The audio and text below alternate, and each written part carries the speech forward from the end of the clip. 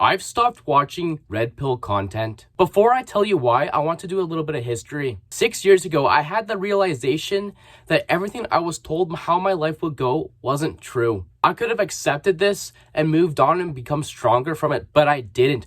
I sulked, I sullied, and I completely wasted my teenage years doing nothing. Because I no longer saw the point. I couldn't do what I wanted to do and have a good life on top of that. I wanted to become a chef. I could have gone to school, spent my $40,000, be in debt for 20 years, never own a house, and be miserable because I couldn't live to my potential. Then I discovered the Red Pill with Jordan Peterson. I really resonated with him at the time because of his ideas of self-responsibility and taking action on your life, and that really sparked in something with me. So I went down this whole rabbit hole of Jordan Peterson content and eventually led me to Hamza. Now, this was my idea of the Red Pill, not going out and trying to fuck as many girls as you can, because at the time, I actually did have a girlfriend. I've never actually struggled with getting a girlfriend in my life. So I wasn't looking up how to whoa some fucking women in public or some shit like that.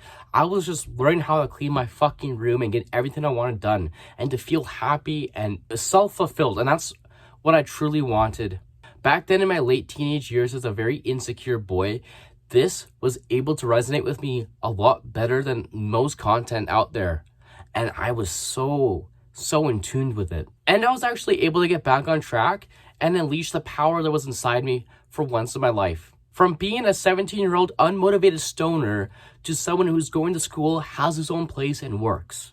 And I know that might not be your level of success, but that's milestones for me. Now we get to the question, why did I stop watching it? Sure, sometimes nowadays I fancy my eyes towards Hamza nowadays, but really no one else. Maybe Denmo or someone else, but nowadays everyone is so focused on getting laid. It's not that big of a deal. It's not that fucking hard. And on top of that, there's a lot of these red pill podcasters that bring a bunch of like OnlyFans girls and or other degenerates on the shows while they're fucking a bunch of girls, and they're calling these girls sluts and all these things when they're fucking man whores themselves. I'm not defending either of their actions, but they're trying to have their cake and eat it too. Like that guy from the Fresh and Fit podcast who got an escort pregnant. How can a guy claim he be an alpha male when he's getting prostitutes pregnant?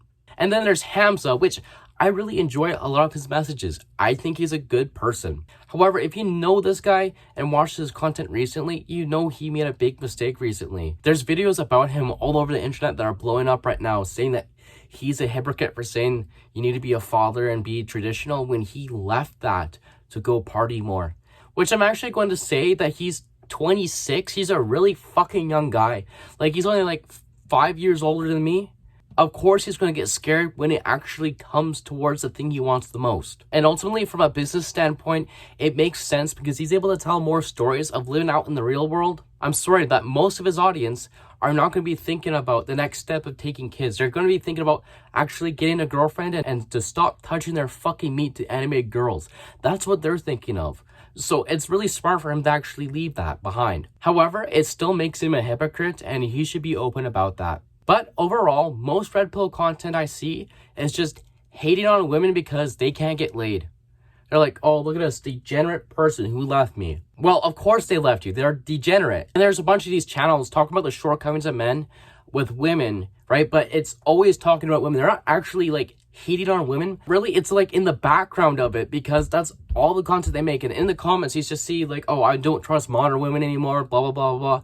I've seen plenty of good relationships, good marriages last for fucking years. And they're young people too. I know it's still out there. Don't give up hope. These videos are going to make you give up hope. And that's why I stopped watching most of them. It's because they show these women as some gatekeepers to sex when you can get sex. I promise you that. If you really want sex, you can. But I'll tell you this. The later half of last year, I went around sleeping with a bunch of people. I doubled my body count in less than 6 months. And now I'm in the double digits, and let me tell you this, when there's meaningless sex like that, it actually does not make you feel any sort of connection that you're craving.